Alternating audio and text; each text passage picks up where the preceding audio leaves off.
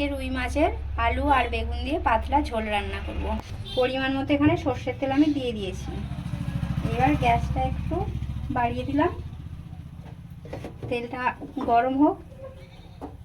তেলটা গরম হয়ে গেছে, মাছটা আমি আগে থেকেই নুন হলুদ মাখিয়ে রেখেছিলাম, এবার আমি মাছটা দিয়ে দিলাম।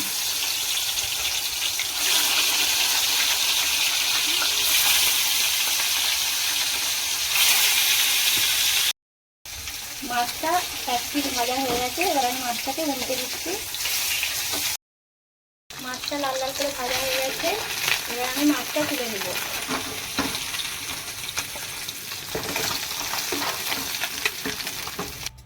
মাছের ঝোল বানানোর জন্য কড়াইয়ে আমি সর্ষের তেল দিয়ে দিলাম।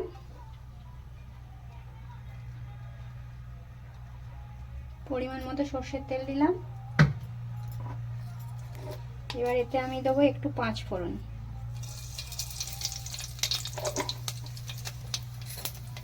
পাঁচ ফোড়নটা একটু লাল লাল হয়ে গেছে। লাল লাল হয়ে যাওয়ার পর আমি এখানে পেঁয়াজ একটুখানি ছুলে রেখেছিলাম, সেটা আমি দিয়ে দিলাম।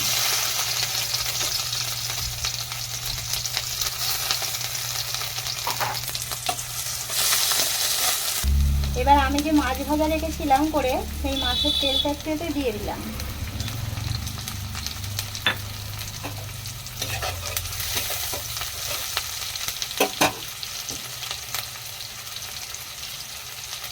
এবার আমি বেগুন কেটে রেখেছিলাম, সেই বেগুন আমি দিয়ে দিচ্ছি।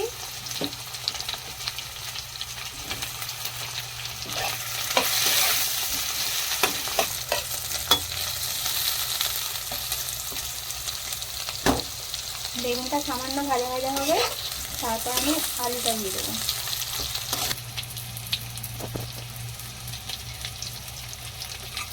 বেগুনটা একটু সামান্য ভাজা ভাজা হয়ে গেছে, দেখুন সামান্য ভাজা হয়েছে। এবার আমি এতে আলুটা ছেড়ে দেবো।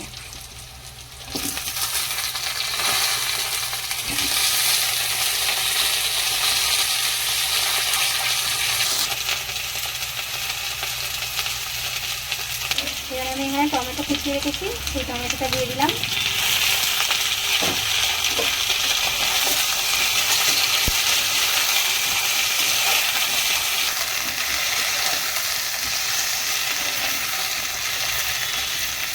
আদা জিরে বেটে রেখেছিলাম, সেই আদা জিরে বাটাটা আমি এখন দিয়ে দিচ্ছি।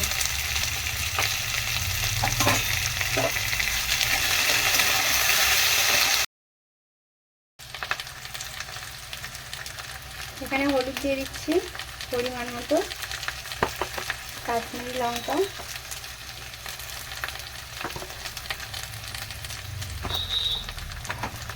এবার দেবো একটু ঝাল লঙ্কা।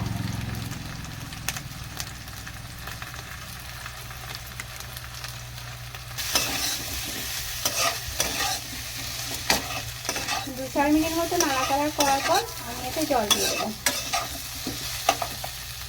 কষানো হয়ে গেছে, কষানোর পর আমি এবার পরিমাণ মতো জল দিয়ে দিচ্ছি। যেহেতু এটা ঝোল হবে, তাই একটু জলটা সামান্য বেশিই দেবো। এবার পরিমাণ মতো নুন দিয়ে দিচ্ছি। নুনটা আমি হাতে করেই দিই, কারণ হাতে করে না দিলে আমি স্বাদটা আবার বুঝতে পারি না। এবার এটা ঢাকা দিয়ে দেবো। 10 মিনিট বাদে আমি ঢাকাটা খুলছি। এবার ভেজে রাখা মাছগুলো আমি এতে দিয়ে দিচ্ছি।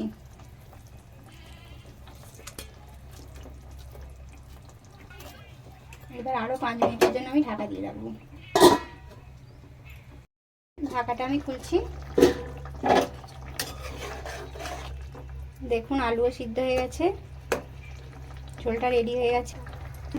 দুটো এলাচ, লবঙ্গ আর একটুখানি দালচিনি বেটে রেখেছিলাম, এতে আমি সামান্য জল মিক্সড করে নিয়েছি। নামাবার আগে এটা আমি দিয়ে নামিয়ে নেব।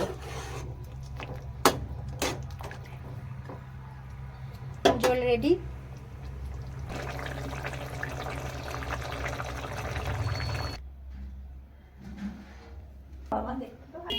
এই মাছের ঝোলটা খেয়ে দেখবেন, ভালো লাগলে শেয়ার করবেন, লাইক করবেন। সবাই ভালো থাকবেন। নমস্কার।